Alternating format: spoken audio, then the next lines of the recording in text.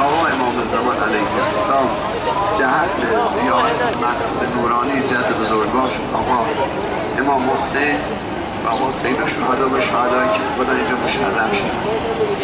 محل اقامت حضرت چند روز اینجا با اون نواب خاصشون بودن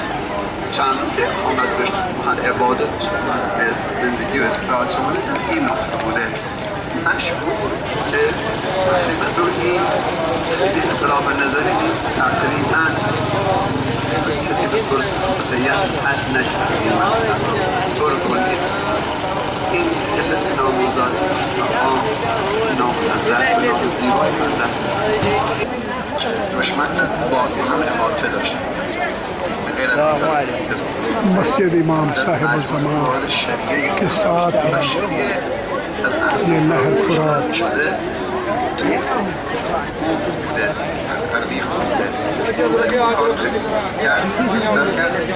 इस जगह पर खैमे लगाए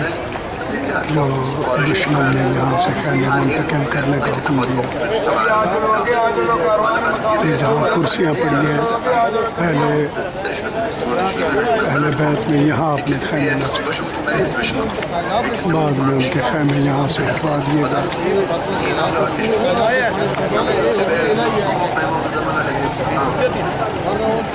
خانه که مشاهده میکنید بخش ساختمان هم و اینا ناشده